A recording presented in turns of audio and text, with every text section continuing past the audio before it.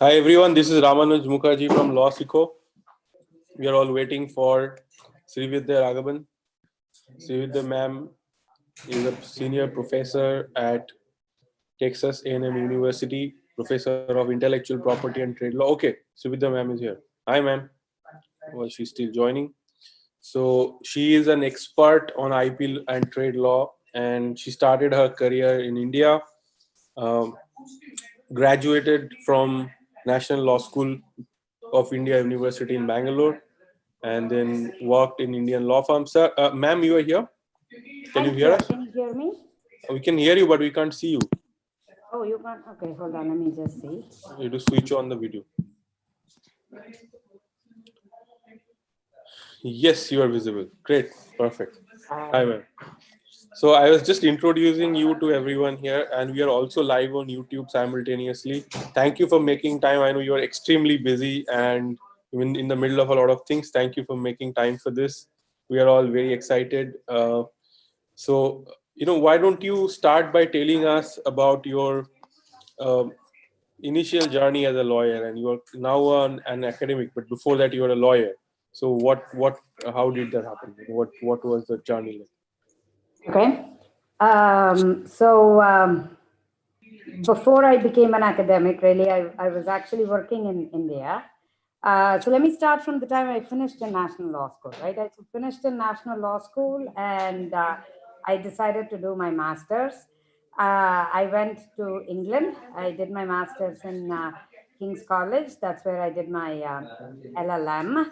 I actually, I had to choose between returning back to India versus staying there because I did get a job in Citibank in UK, right, in the Strand office, in the legal department. But at that time, I decided I was going to come back to India. In retrospect, I don't know because I finally did wind up outside of India. But at least at that time, I was very particular and keen that I work only in India. So I came back here, tried a whole bunch of things. I got a lot of offers, but at that time, I won't advise anybody to take decisions like the way I took then, which was, I was very particular that I wanted to stay in Bangalore or Chennai, right? I did not want to go too far from Bangalore or Chennai. So I actually gave up an opportunity I would have got in Delhi with Kumaran and Sagar. And at that time, it was Kumaran and Sagar. Lakshmi Kumaran was was my contact, and then he was very happy to take me in. My batchmates are there now, and so on and so forth. But I decided I'll be in Bangalore.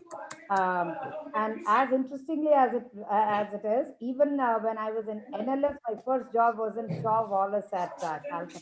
Oh wow, okay. And again, I hesitated to go to Calcutta and live. So again, having been through through life, clearly that's not the way you should decide, right? Your jurisdiction is the least important thing. And so, for those of you who are listening to this, it really shouldn't matter whether you're in whether you're in Chennai, Bangalore, Calcutta, London, or wherever it is, right? If you have a good job, you should try to get to that. So I started in Titan Industries. I absolutely enjoyed that experience. I used to work both in the watches as well as that's the time when the 𝗁𝗏𝗏𝗏 brand was being launched. So I used to enjoy, knowing a little bit about the 𝗁𝗏𝗏𝗏 brand as well. And as we launched the brand, that was an interesting experience. I did not stay for too long because Titan was still a growing company, and I decided that maybe I should get to a law firm. So I actually, and I did realize at some point that going out of Bangalore was required, right? I mean, jurisdiction should not be the barrier. So I tried working with 𝗁𝗏𝗏𝗏𝗏 Associates, and then went back to Wipro because Wipro had a terrific opportunity at that time. So Wipro and 𝗁𝗏𝗏𝗏𝗏 was a shorter stint because I stayed in New Delhi for some time.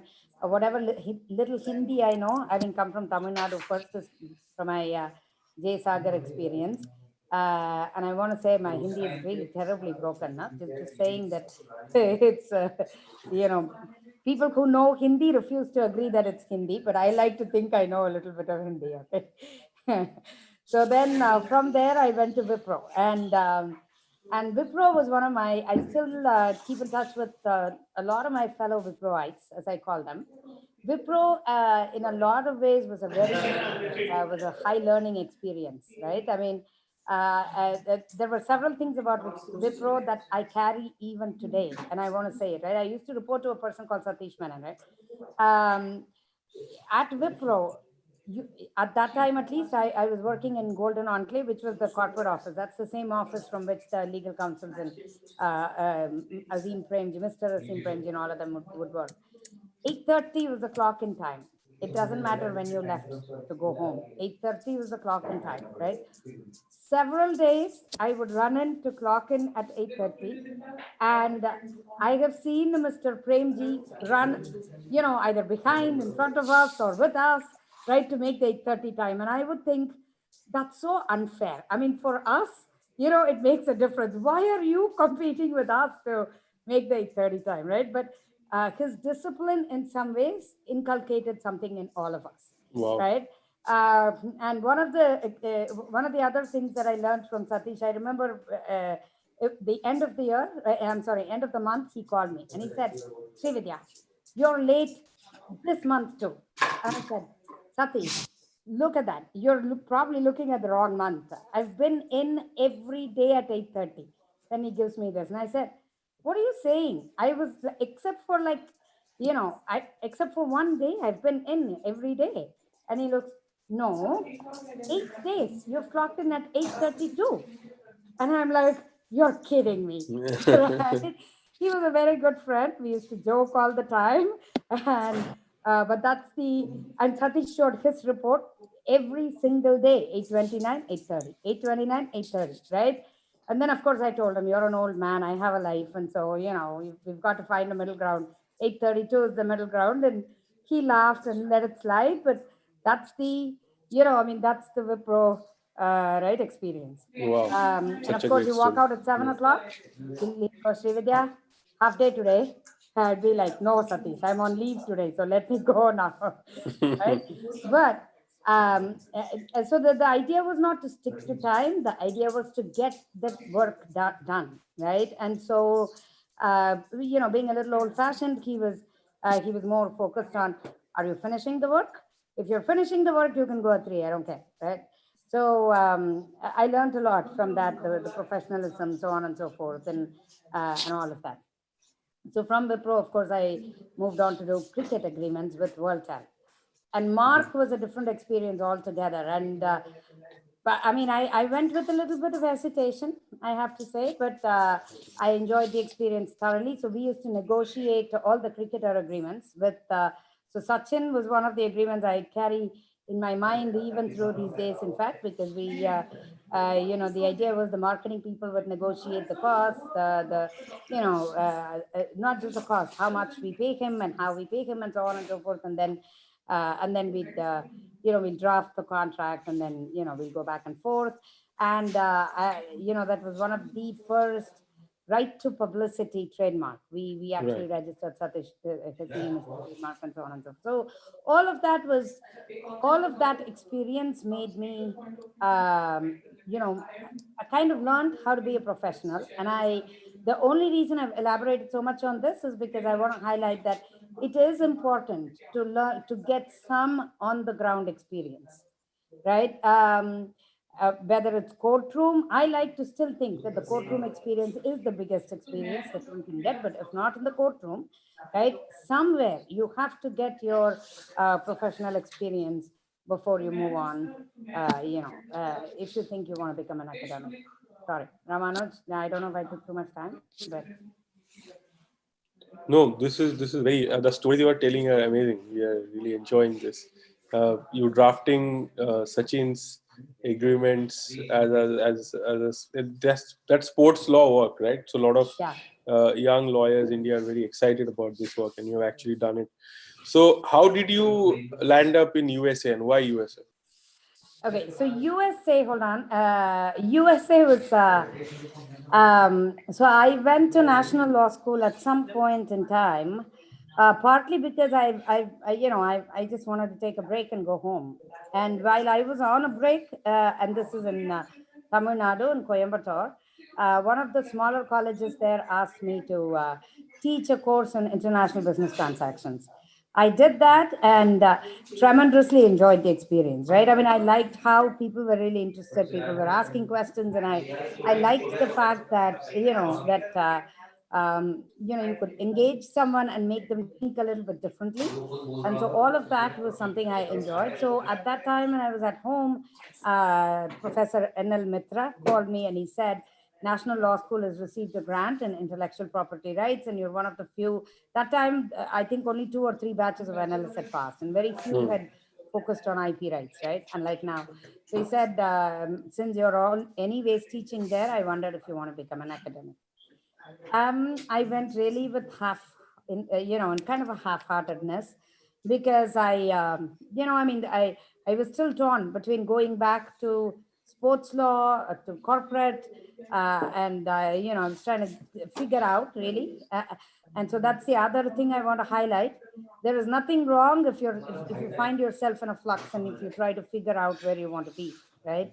Uh, it's a I like to think, I see that with all of my students. Many of them start as law firm, they want to go to big law firms, and then they move on, but they then halfway through that very good journey, they want to stop, and then they want to go to a smaller law firm, and then some of them establish their own law firm, some of them change their, not their careers, but the area of specialization, and so on and so forth. So all of that is very, very sort of Yeah. natural course So of this life. is a very common question that young lawyers and young law students have, that even law students who are in college, they say that, how do I choose my area of, expertise? What should I work on in the future? Is it based on the market demand? Is it based on what I like?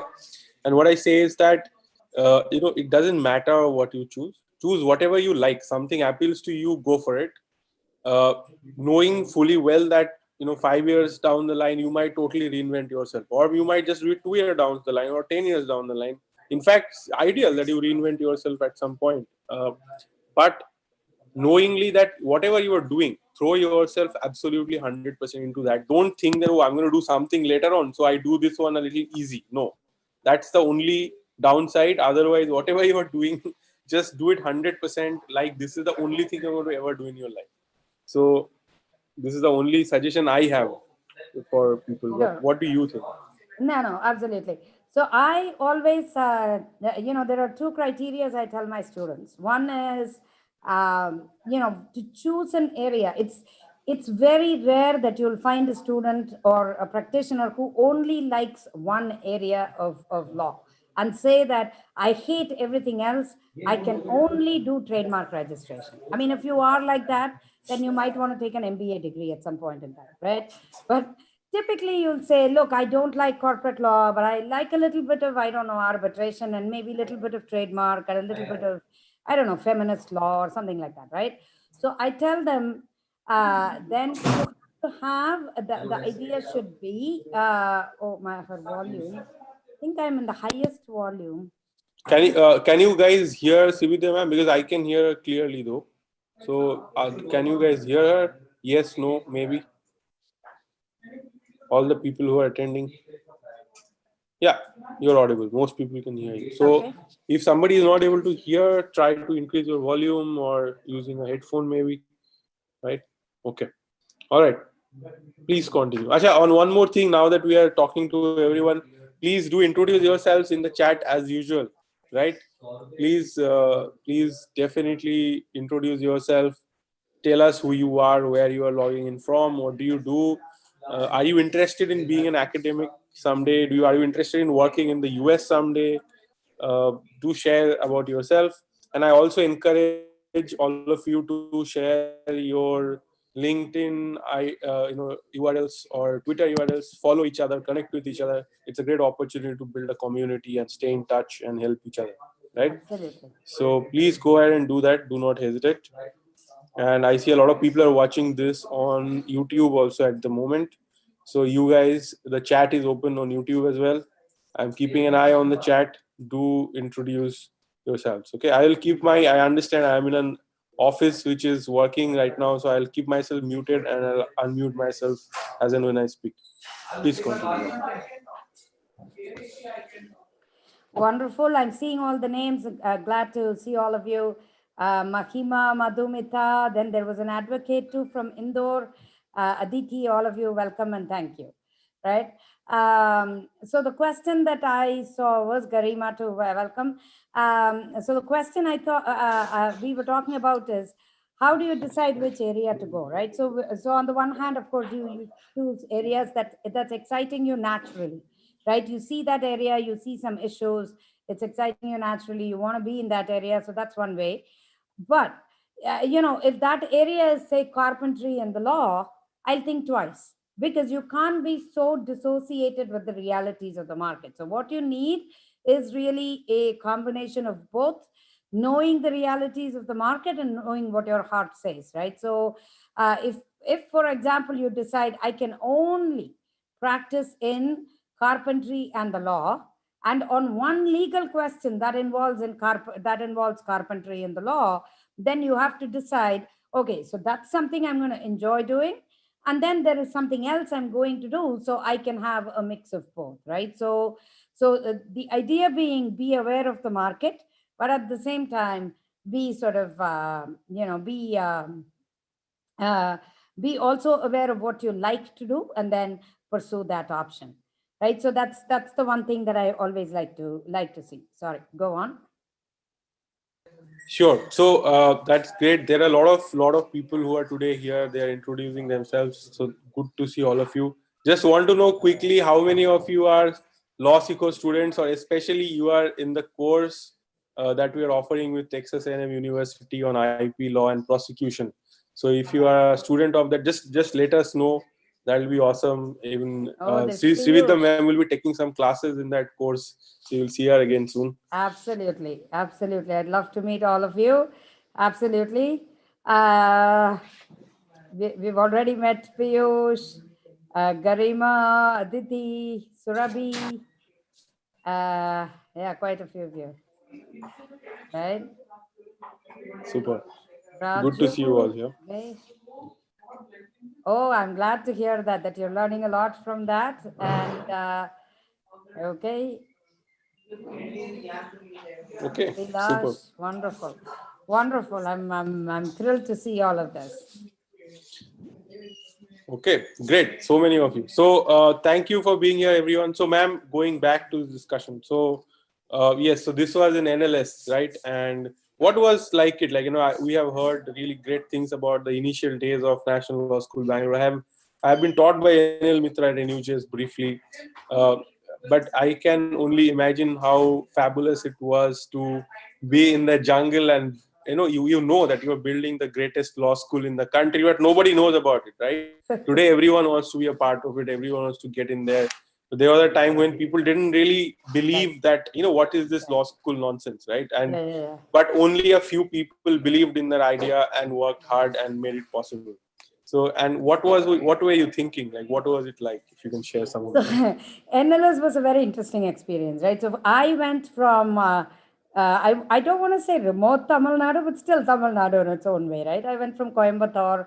I was raised in 𝗁𝗁𝗃𝗃𝗃𝗃𝗃, right? And then all the, the interstate aspect of it, right? Oh, somebody is from Delhi, and then we had someone who was from Singapore, and it was like, oh my God, there is someone from Singapore there, right? So it was a very sort of different experience.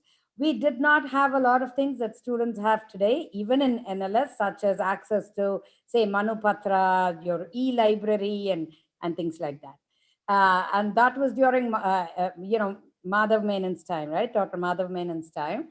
So we had very strict rules, something that the NLS, I'm not for or against it. I'm for some of the changes, I'm against some of the changes, but overall, I do see that, there has been a lot of changes. So we had very strict rules. Girls come in at 6 o'clock and boys come in, I don't remember, 8 o'clock or 10 o'clock or some such nonsense, right? And so, of course, some of the girls were unhappy with the fact that there was a discrepancy in the time between, when boys could come back and girls could come back, and Dr. Menon would not have any of that. He said, look, I'm only looking at safety and this is how life is, suck it up, right? The reason I even say it now is because I recently heard the exact same language with somebody else when I was arguing with them about something that happened in, in my work context.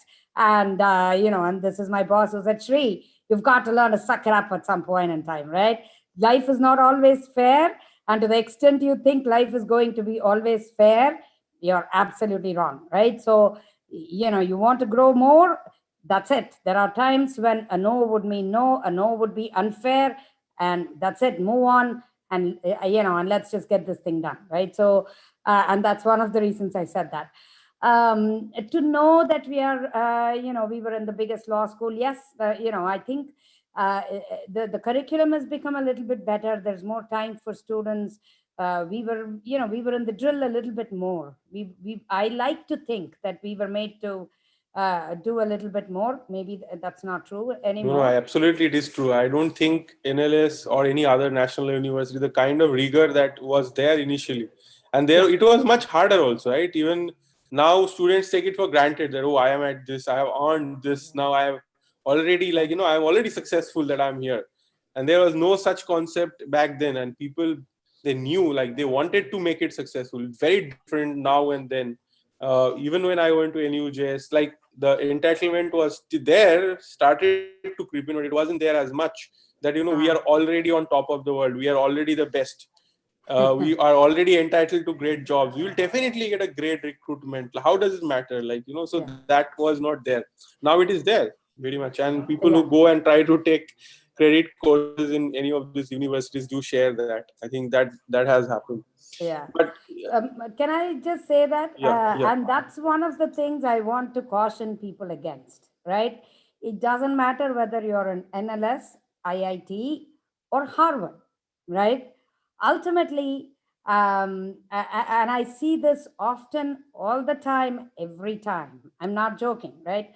So if you're from NLS and in India, or if you're in Harvard and in the US, or from Yale, for instance, yes, the doors may open just a bit earlier for you, right? The doors probably, and I want to be honest when I say that, right? So, because I work with a lot of colleagues who have graduated from Harvard, right? And I used to work at OU too. One of my best friends, 𝗁𝗲𝗍, he's still a chair professor at OU, and is one of my very, very good friends.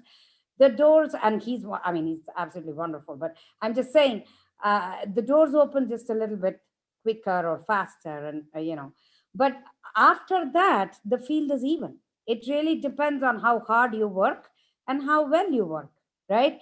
And one of the things I've learned as an academic, as a professional, is it does not matter how smart you are.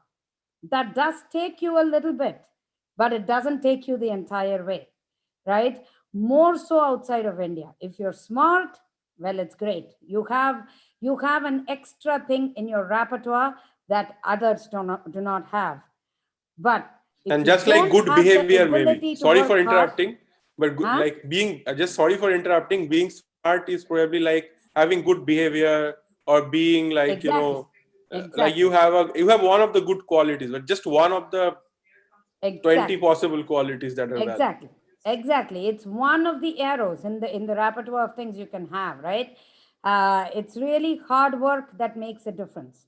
If people have to hard work, the ability to work with everybody, there's so many other things that go into the paradigm, I realize.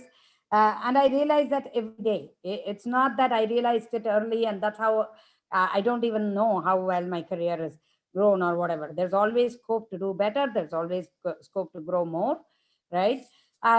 So that's one of the things I want to highlight, right? That being smart is an important aspect, but it's not an all-inclusive thing, right? Your hard work, your discipline, your ability to communicate clearly, being respectful of others, all of these make a bit of a difference in the and your ability to communicate where you think something is wrong in a nice way, is something that I'm learning now, actually, even from Ramanuj, right? So, which he will agree with as we go through some of the projects that we're doing, right? So, absolutely, these are important aspects in life that that one cannot take for granted. Right. So tell us a bit about your first brush with the United States and how did that happen? Oh my. Okay. So first, I actually did not go to settle down there or anything. I went there as a visiting scholar. And I got a little bit lucky and finally found myself having admissions to do my SJD. I did my SJD. I don't want to get into that story, but all I want to say is I met my, in that process of applying, I met my mentor and somebody who's become very dear and a dear friend to me. His name is 𝗂𝗍𝗃𝗍𝗆. He's a very good family friend now. He's also a professor. And so, in some ways, he helped me. Even before I say this, I want to highlight to become an academic in the US, one needs very good writing skills. So what matters is good teaching and publications, right? Your writing and your teaching skills, right? Your ability to take an issue, dissect it, and find the legal question as opposed to just a question, or as opposed to finding a question that a journalist would also find, right? So the idea is to figure out the legal question as opposed to any question, right? And then being able to go over it and then being able to either provide solutions or highlight a nuance. So that's the big thing that makes a difference. So when I got into the SJD program, in some ways, I think I like to think almost all of my career, every step of the way till today, from the day I started, right, has never been an individual journey. It has been a journey because there constantly somebody else has helped, right? So there are two things when I say this. It's not always because one is lucky. It's also because one can reach out and say, look, I don't know this, or look, I need help. Look, I find myself being deficient in this aspect while wanting to get to the end of that, right? So that ability to self-assess yourself a little bit more sort of realistically is important. And as I grow older, I'm realizing I'm losing that trait. It's something I'm trying to get back in touch with, right? I used to be much, much more realistic and honest in my self-assessment. And as you grow older, I feel that sometimes, oh, I can do this. And then you realize, oh God, what was I thinking, right? And then, so that humility and the willingness to reach out for help and the willingness to be thankful when you actually get help is very, very important.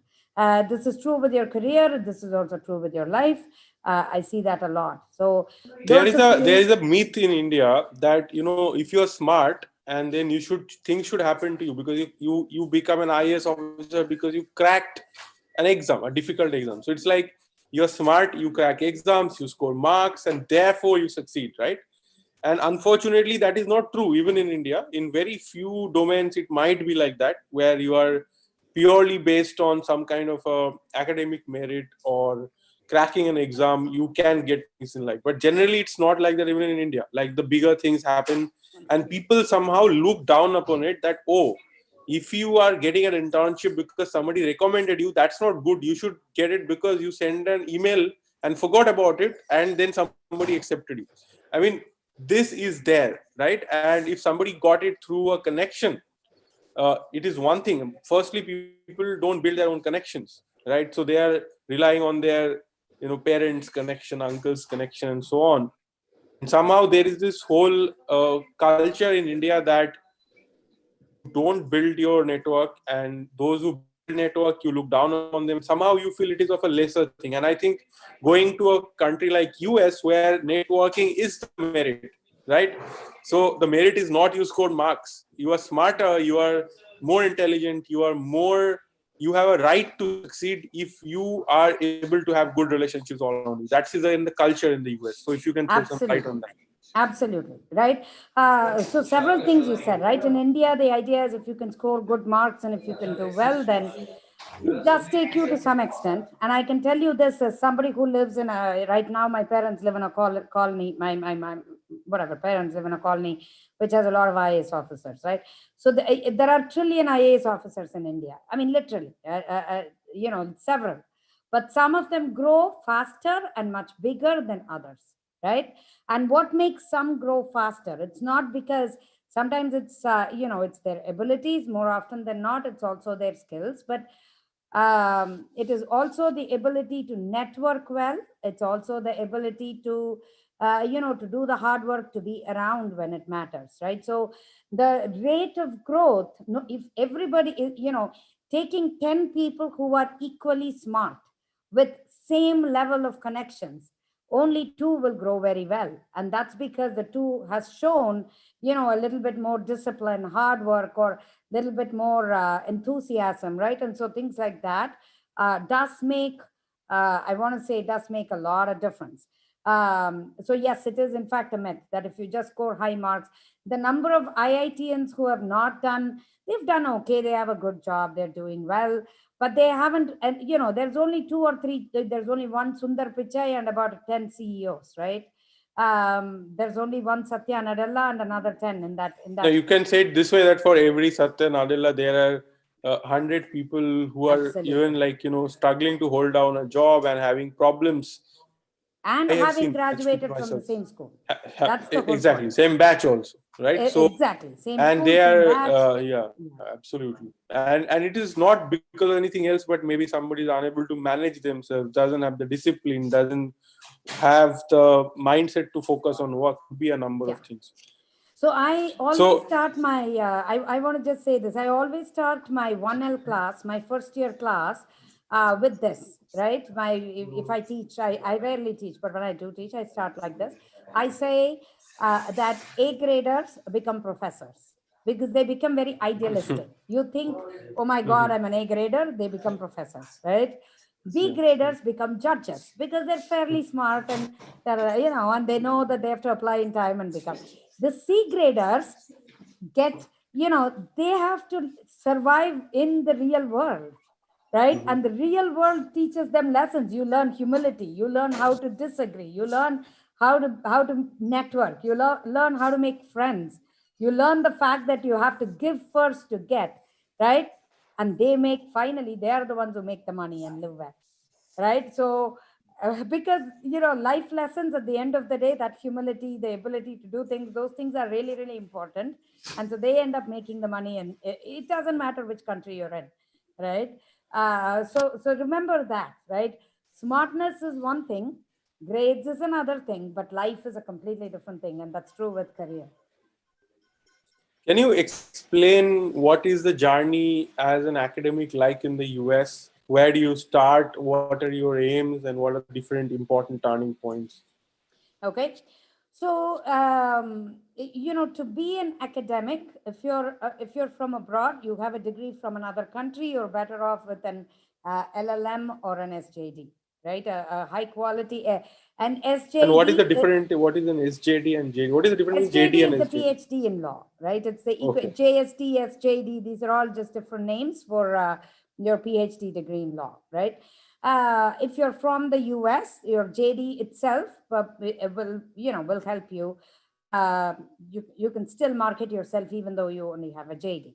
The thing that distinguishes an application from other applications is whether you've written, and it's not a small article here and there. It's a good, high quality law review. These days we see applicants with 5, 6 really good quality, 2, 3 sometimes, but really it's the quality of the law review that makes your writing that draws us to a particular candidate.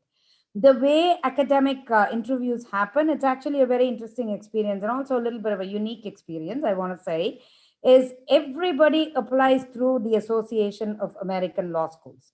The applications open in June or July every single time. That's when the applications open, June or July. In October, we call it the meat market. This is the first time the meat market, because of the pandemic, is happening differently. Otherwise, every school meets in Washington, D.C. So, in June or July, AALS collects all of the application. It's a single page application in a particular format. You fill that, and then that is circulated to all the schools in the United States. Every school in the US gets it, right? And depending on what each school needs. So Denver may need, I don't know, civil procedure, while Oklahoma may need intellectual property, right? And so depending on what each school needs, which also means Before we break for summer, at the end of the spring semester, faculty will decide whether we have a line open and if we are going to hire in that line. So by the time there's a committee set up and the committee will be in charge of hiring. It's just being in that committee, right? So, these applications are sent. The committee will sieve out. Usually we get about, I don't know how many applications, 300, 400, sometimes even more than that. We sieve out these applications. We've even gotten 900 applications in a year, right? So it's not limited. So we look at the applications and then we choose, let's say 50 candidates for interview, right? And that's how the first process is. All the interviews has to be done. And what would... Sorry. What would it have for an Indian to get shortlisted into that process? So good writing. If you're in India, but you've published in high quality law reviews in the US, right, you can still say, look, I'm going to do my SJD. I'll do my SJD simultaneously as I teach law, but this is the area in which I've published and these are my rigorous publications, right? If you're already enrolled in an SJD, that helps a lot as well, right? So then, of course, everybody meets in DC and then all these interviews happen. We come back and we choose usually only 3 candidates. Each pool is a candidate of 3. Of course, there are some exceptions here and there, but when we say there is a pool of candidates, it means only 3 candidates. We invite them over to the campus. They give a lunchtime presentation. It's a 1-hour presentation explaining the premise of their paper, explaining why they found it disturbing or what the legal question is, highlighting why the legal question can or should not be resolved. The whole thing, the problems, the solutions, and the whole blah, right? And depending on that presentation, each faculty will get a chance to interview the candidate. And then, of course, we vote after the candidate is gone. Faculty vote, and then the one with the highest votes get they get called. So that's how the process goes in the US. If a person joins as a tenure track faculty, so this is for regular faculty, tenure track or tenure faculty. If a person joins as a tenure track faculty, their tenure track period is about 5 years, typically. Right. So during these 5 years, the expectation is you'll teach well, you'll write well, and you will serve well. So service is a whole bunch of things, committee, university, programs, and a whole bunch of things like that. So you'll serve well. For tenure track faculty, some level of service is all that's required. What is required really is a lot of writing, right? Writing and good teaching experiences. So that's how one becomes an academic. And then you get tenure once your file is approved by external faculty for tenure. So that's the process in the US. It's a 5-year period to become tenure. Okay. So what is the benefit of being a tenured professor? So the benefit, of course, is that basically it gives you that stature, right? Because to get tenured, you take that your writing is sent to anonymously to fellow colleagues in other institutions. Right. So, for example, what I wrote, for example, right, can be taken and sent to maybe 6 or 7 universities. It can go to Berkeley or Michigan State or Texas A&M. Usually the same university will not look at it, Oklahoma or some other, so 6 or 7 faculty will evaluate it. And when they say, yes, I find this candidate's writing of high stature, then faculty basically say, okay, I'm so, we're glad that she's part of the team. Then you actually become part of the team, right? When I first joined Oklahoma, that's where I started my academic journey. One of the older members of the faculty told me, for the first 5 years, right, you have to be seen and not heard, because you're still like a child and we are grooming you. We are grooming you to teach. And then, of course, after 5 years, you can say whatever. And, not whatever, but, you get, you're tenured, you're part of the family. So you get the rights to be a member of the family, right? So that's the whole idea of being tenured. It does give you that stature. It does give you a sense of belonging. You belong and they agree that you belong in that place. And so that's why US academia is called the ivory tower. Right? Because you don't just get entry immediately. You've got to get in and then prove yourself and then you stay. And so it's called the ivory tower. Okay. So once you are an academic, what does your day look like? How do you spend your time? In India, teachers complain that they spend a lot of time teaching. But I believe the teaching load is not as much in US, and No, what it you really get to is spend a lot not. of time. Yeah. Hmm. So it really is not. Academia, of course, involves two tracks again. When you're tenure track, and that's so I want to focus on that because you're becoming a teacher, right? So the idea is to teach or agree to teach 3-4 courses over the period, over a course of your career, you'll teach about 8 or 9 courses, right? So you will spend as a younger faculty a lot of time preparing for your classroom. Typically, when you begin your career as an academic, to teach for 50 minutes, uh, uh, and it's not uncommon to see people who spend about 5 or 6 hours preparing for that class. It's very, very common to see that, right? Because your students will ask you, I mean, everywhere there are smart students. So the minute they see you're young, they're going to ask you questions from the 12th chapter of the book, knowing that you're new, you probably don't know enough about the material. So that's everywhere. So you'll spend a lot of time preparing, and then deciding how you're going to do the class. I mean, are you going to have PowerPoints? Are you going to speak extempore? Are you going to use the Blackboard, the smart board? All of those kind of choices. That'll consume quite a bit of time.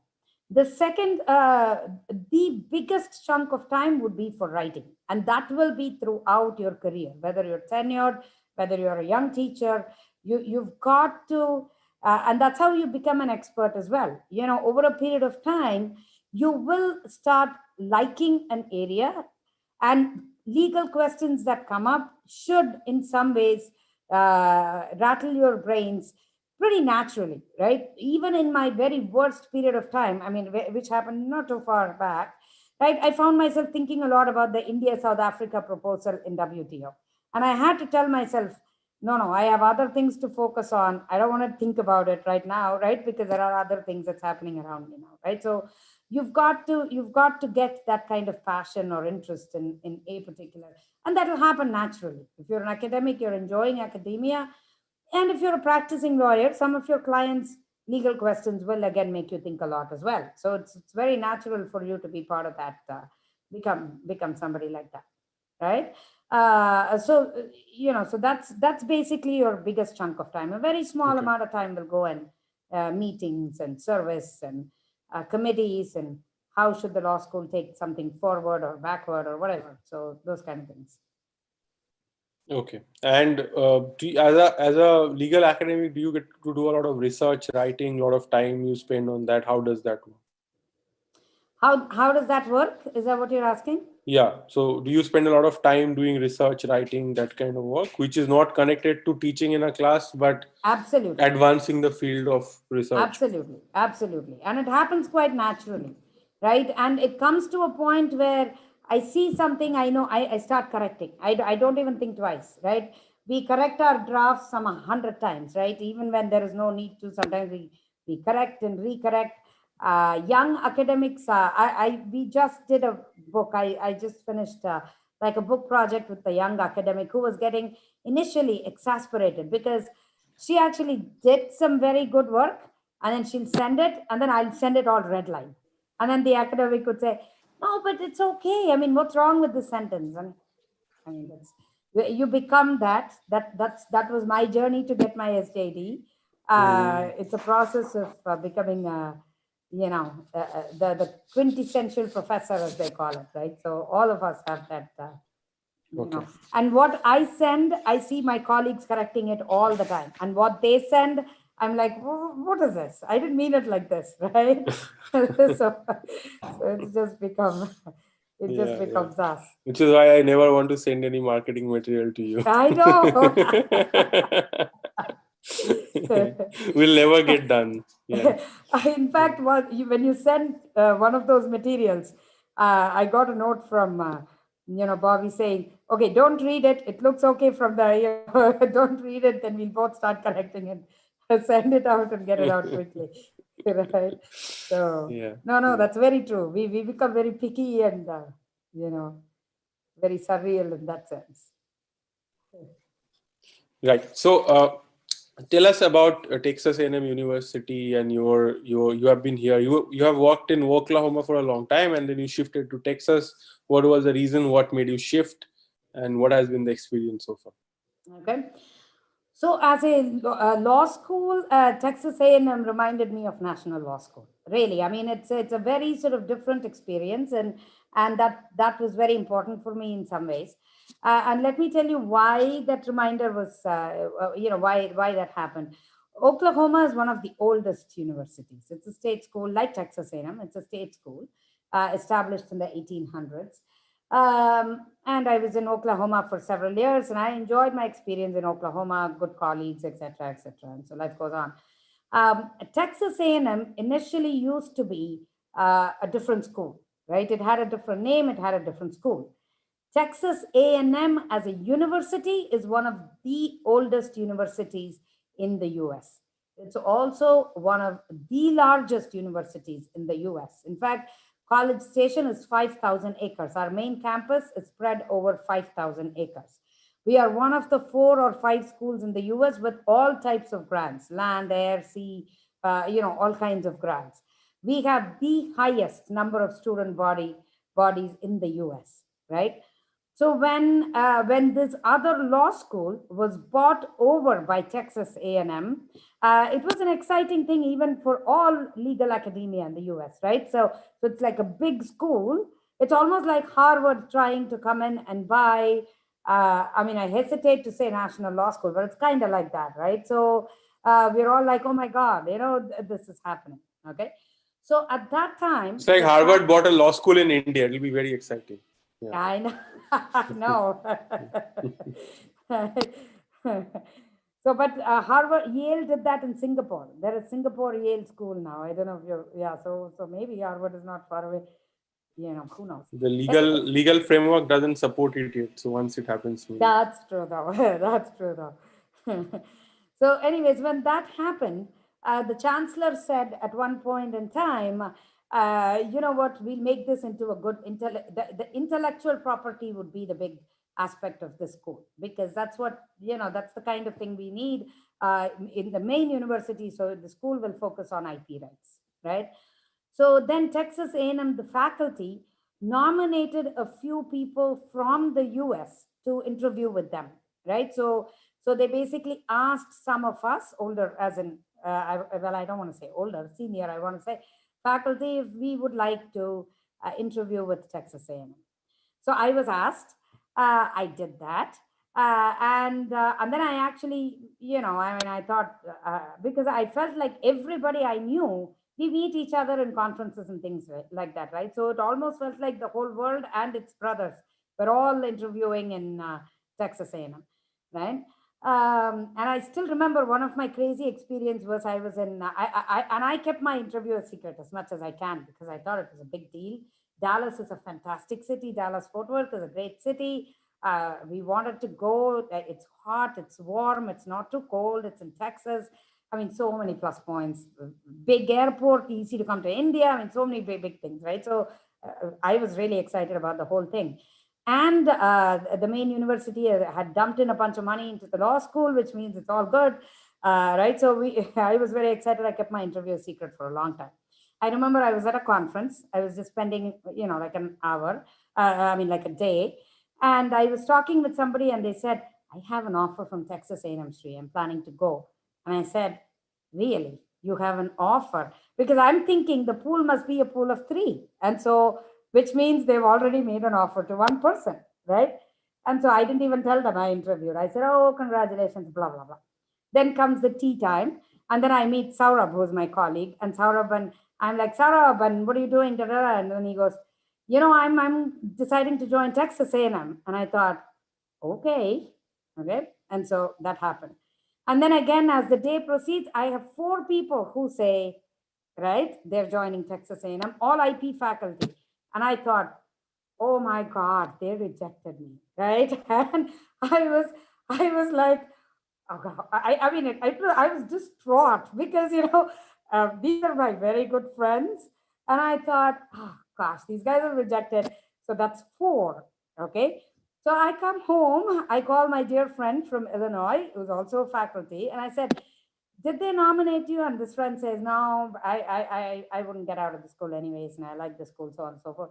And then I'm like, you do know that I went there for an interview. And then, yeah, he says, I know. They've offered X, Y, Z, and A. And then he goes, and another friend as well. You didn't know this one got an offer. So that's like 5 or 6 people. And I was like amazed. And I thought, okay, I'm rejected.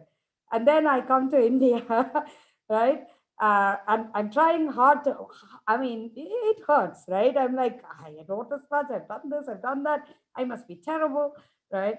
Come back to India. And then after 3 weeks in OU, somebody called me and said, Sri, somebody from Texas A&M is trying hard to contact you. And they left a message with all of us have our own phone number. So usually people don't know. I wasn't checking my emails. It's rarely I get into that phase, but these days more often than I like to. So then I called back, and I was probably their last offer, their charity offer, but they nevertheless gave that, and I took it. But we ended up with 7 hires in Texas A&M, 7 IP hires. And then we did more arbitration hires. We did more energy law hires. And then, of course, it really felt like being at National Law School. We were building the program, working on it, very sort of vibrant and nice, and having friends as your colleagues was really, really nice. So I've completely enjoyed that experience. Great. And you have been heading the India Center. And what is the plans that Texas A&M University has for India? And you have been doing a lot of things with India. So tell us a bit about that. Okay. So the India Center comes out of 𝗷𝗄𝗆𝗆𝗆 has a ton of Indians. I mean, Texas itself, my joke about Texas is in another 50 years, you can live in Texas without knowing English, but you cannot live in Texas without knowing Telugu. That's my joke about Texas, right? And within Texas, we have a joke. We say in summer, the population of Irving, Texas increases by 3-fold. Part of the reason is every person there brings 2 parents, mother and father. So when they take the population, the whole place is like, how come the population is increased? And when winter comes, it goes back to normalcy, right? So Texas is a ton of Indians, a very vibrant lot of companies. Texas as a state gives the highest amount of investment from India and from Indians into the US. And so there's a lot of activity there. So when we started the Indian Center, we work very closely with, and we will work even more closely with the Indian Chamber of Commerce in Texas, with all the entrepreneurs who are associated with that. The idea is twofold again, to have more sort of a global approach, and to have, on the one hand, programs to attract Indians to the law school, Indian students to the law school, because as a rule, I've pushed the idea that Indian students are high quality, hardworking, smart students, and therefore we have to keep our doors open for them. So the idea is that's why we have created pathway as well as gifted programs. Okay, so both the pathway and gifted programs enable students to get a LLM at a lesser cost. That's the biggest thing about these programs, right? And of course, we have had to work with it. We are continuing to work with it. We have our regular LLMs as well. So that's in the offline space. In the online space, we want to, launch in a big way. We are we're already doing the certificate programs with 𝗷𝗵𝗂𝗍𝗍. That is, I want to say that's 1/800th of what we are going to do with 𝗷𝗵𝗂𝗍𝗍, right? So we are going to do much, much bigger things and create more opportunities. And the idea is 𝗷𝗵𝗂𝗍𝗍 will be our biggest partner in hopefully very, very soon, and in many of these things. And so Ramanuj gets special seat in Texas A&M. I have to tell you all this, right? He calls the dean will give him time. He calls one of us, we'll give him time, right? So 𝗷𝗵𝗂𝗍𝗍 has positioned itself as a very professional, very, absolutely wonderful partner for us. So again, we want to use that friendship and partnership to launch more programs. The idea is not for Texas A&M or for 𝗷𝗵𝗂𝗍𝗍. The idea is to offer more things for Indian students, high quality, foreign education, especially legal education, using various forums to Indian students. If you can, many people are messaging and you guys, like, time is almost up. If you have some quick questions, please ask them. There are not too many questions, as I say. There's Aditi is asking what all we need to do in order to have you as our mentor. If I can get a little more time in life, so here is the deal. I'll tell you. You have to help her with her social media presence. We actually looking for somebody who can help Srividhya ma'am with her social media presence and blogging initiatives. She has a blog called 𝗏𝗏𝗏𝗏. Okay, where somebody you can actually approach and even let me know. I'll connect you. You can write some articles, help to take a blog. Look at how we run 𝗫𝗏𝗏𝗏's blog. Maybe you can help them to run it in such a way. And there are a bunch of things you can do. So, especially if you are part of our any of our courses, reach out to Sammanika, request for ideas. They'll help. Okay. Yeah. So I am on LinkedIn, Srividhya Ragavan. Yeah, let me share your LinkedIn and YouTube. LinkedIn and our Twitter profile, right? Yeah, I'm not very active on Twitter though, but I'm certainly more active on LinkedIn. That's one thing. A couple of questions on, hold on, let me just see. Is LLM a 1-year degree? This is easy to answer. Quick one. Sorry? Is LLM a 1-year degree? It is a 1-year degree. And if you don't have a law degree, it may be 1.5 years. But if you have a law degree, it's a 1-year degree, right? And there are a lot of IP enthusiasts, right? I see from 𝗷𝗄𝗆 and so on, right? So to contribute in IP, to do well in IP, I really think you should, the idea is to be very aware of all aspects of IP, not just the trade aspects or whatever, to be aware of, especially somebody else had asked about IP and trademark, right? To be able to write, to know that, to do your internships in that area. And I personally think doing an LLM helps a lot because it gives you that advanced knowledge, that little bit. So I'm personally a big enthusiast for an LLM. So those are some of the things I would, I would advocate. I also see some practitioners. For practitioners, I do want to say, like Puneet, I'm seeing there was another practitioner as well from Indore. So for practitioners, a lot of times I see, and I don't mean this as a negative, I'm just saying that it's very easy to get stuck, right, in one area. You're doing trademark applications. In 5 years, you don't know, you will know, but you've not kept yourself updated about, say, cyber squatting or some aspects of trade dress or ICANN issues and so on and so forth. So the idea is to either do, in the US there are CLEs, so to either do something like that or something else that will help you be up to date and current in some of these things, right? Great. I'm happy to connect with everybody on LinkedIn. Shreya Singh asked me, absolutely. I'm happy to connect with everybody on LinkedIn. Send me a connection. If you ask me whether you can be connected, then I'm happy to send the, send the connection. And I have shared ma'am's LinkedIn profile as well as Twitter profile. Do add her at both places. I'm sharing my Twitter profile as also with all of you as well. Please stay connected. It will be good. Okay. So, ma'am, a couple of questions that have come, very good questions. One question is Karen Barrett from Karen Barretto. She's a student already in she's an 𝗷𝗄𝗆𝗏𝗏 diploma course student. She's asking difficulties and opportunities in securing a job or fellowship in the field of academics and research overseas, particularly in the US. Actually, many Indians ask questions about research opportunities and fellowship in the US. So even if you are not a full-time academic, are there research opportunities and opportunities to work as any kind of research assistantship, research associate, and so on? Sure. The thing I would actually encourage you to do a couple of things. One is visiting scholarship, right? I went to University of Washington in Seattle as a visiting scholar, right? A visiting scholarship essentially gives you a lot of time. If you can use that time to write, to publish well, to get some sort of access and knowledge of the US, that will be very helpful, right? There are programs that encourage you to be visiting scholars.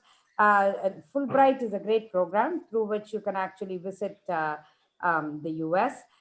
Same with the UK as well, right? I mean, you can publish and do well in the UK as well.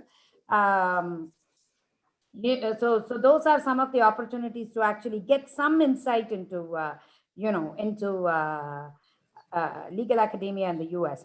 The other thing, of course, when there is a US, when there's a professor from the US, you could do joint work, joint writing, so on and so forth. If you're aware of, if you're already an academic in India, then you should request that you make presentations in good conferences, right? It doesn't always have to be in the US. You can start with some good conferences in Asia and other places. That's where you can meet other colleagues, and from there you can organize your own conferences, like we do organize at your LAS. own conference and invite people, and then spoken like a true entrepreneur, right?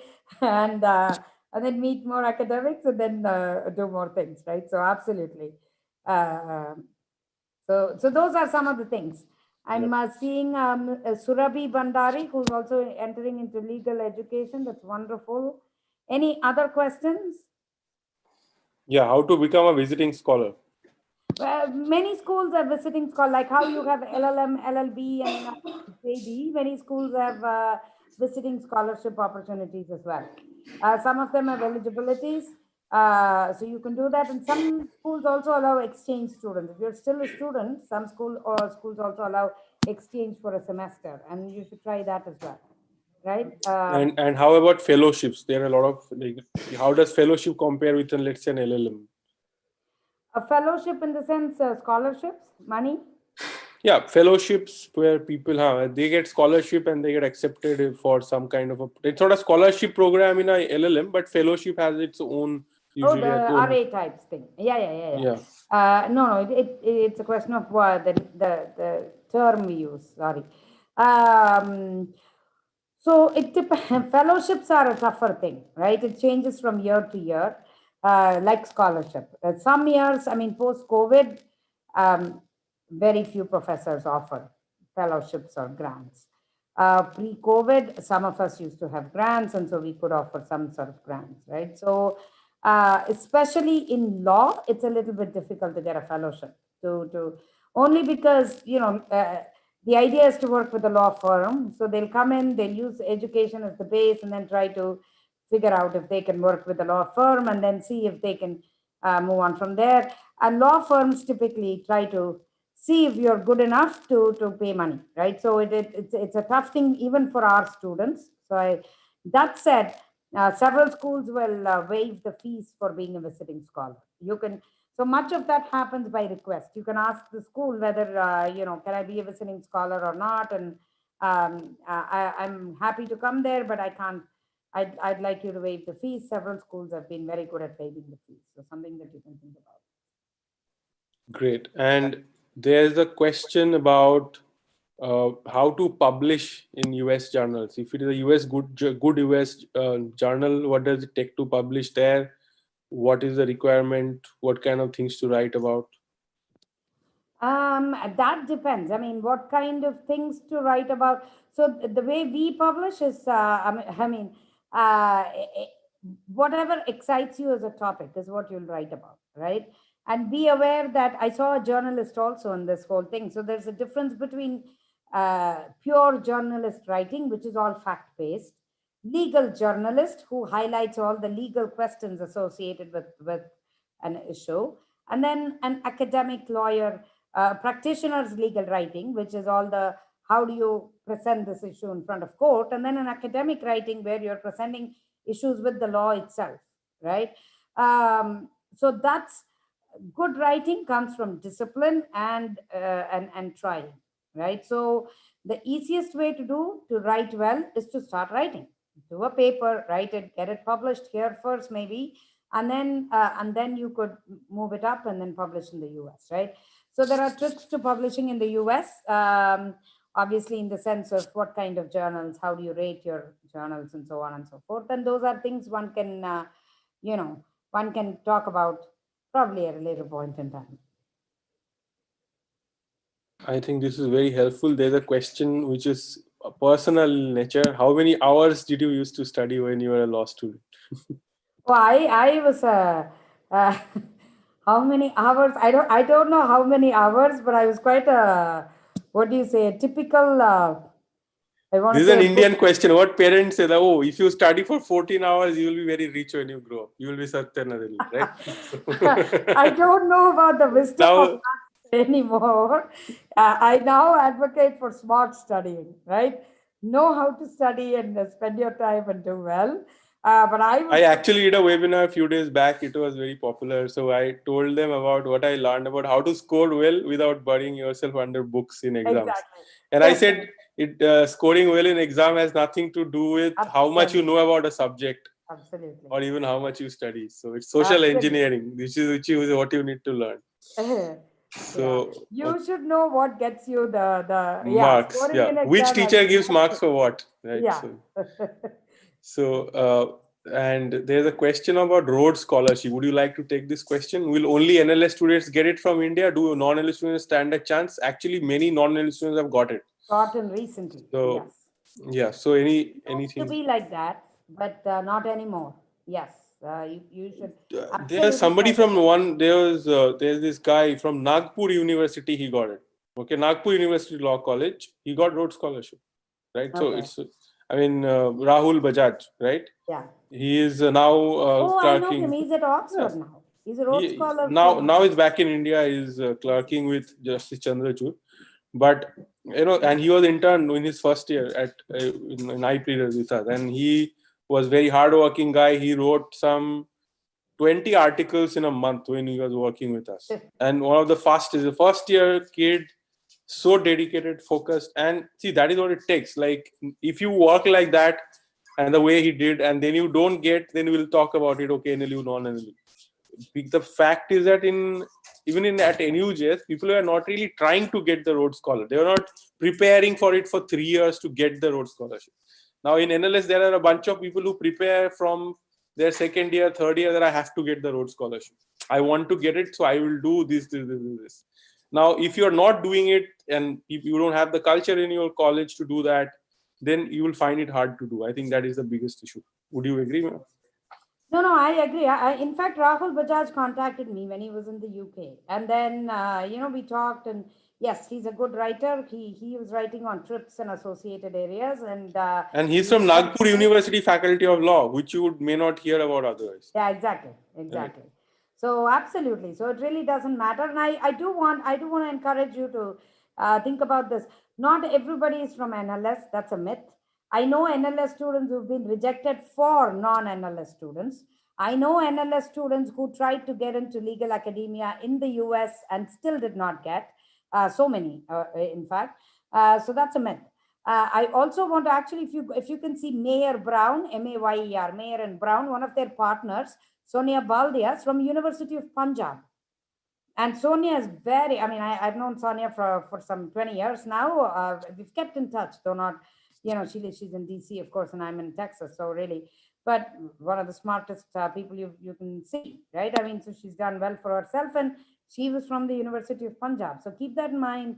It really is not NLS versus non-NLS for the rest of the world.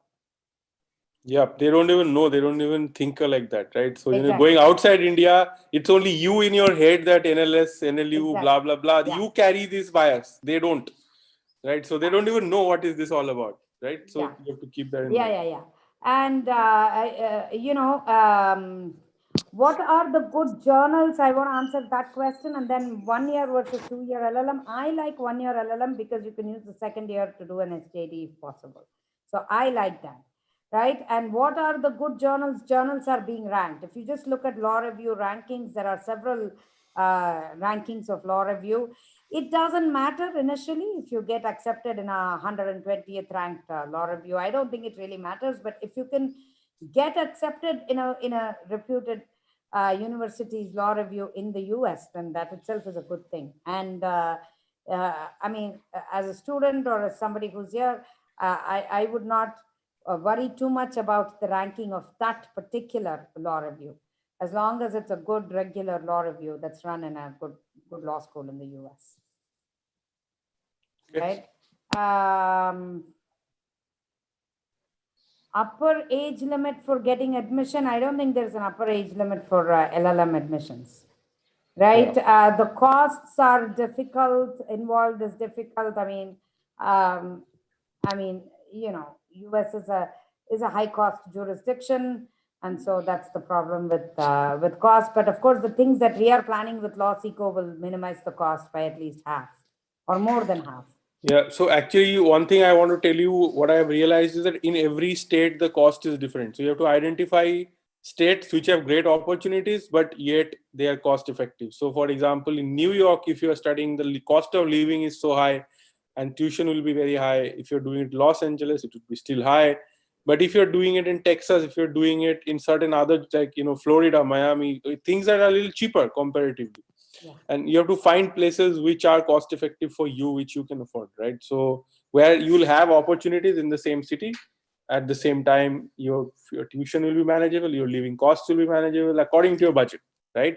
And it could be as much, like Bobby, the other day we were doing a webinar with Bobby, and he said that between New York and Texas, the difference could be a 3x difference or 4x difference in cost.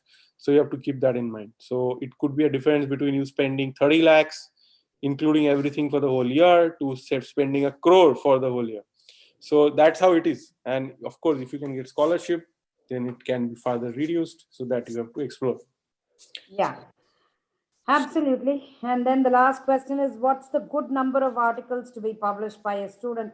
It's not the number, it's usually quality over quantity. You can do one great law review that's published in one good journal, you know, fairly good Which journal. is cited by other people and discussed by other people, right? So, yeah. So be ready for criticisms. Critical reviews are important. So that's a skill you'll develop to somebody will write it against, saying why it is wrong, but that means you're getting important, which is good. Exactly, right? That means somebody's thinking about it. All right, awesome. So if we are all done, and thank you everyone for joining, and thank you, ma'am, for making time today in your very busy schedule. And you are away from work for some time, but still you have taken time for us for this. I really appreciate. Thank you very much. And thank you. It's my pleasure. Sorry? Any parting message for all the people who are here today? Sure. The only parting message is, I mean, there are opportunities everywhere, right? It doesn't matter whether you're NLS, NLU, whatever. I mean, the globe is a big place, and there is a place for everyone as long as you're able to figure it out. And much of it is how one figures it out, right? At least don't let your own thinking limit your growth. Exactly. Right? Don't limit yourself. Absolutely. Great. All the best, everyone. Thank you very much, man. Take care. Bye. Yes, all the best for each one of you. And I hope to see some of you in my classes, whether here or online, Texas. I hope to see not some of you, every one of you. I'm hoping to see you all soon. Okay. And Ramanuj, thanks for the opportunity. Okay. Thank you. Take care. Bye. Thanks a lot. Bye.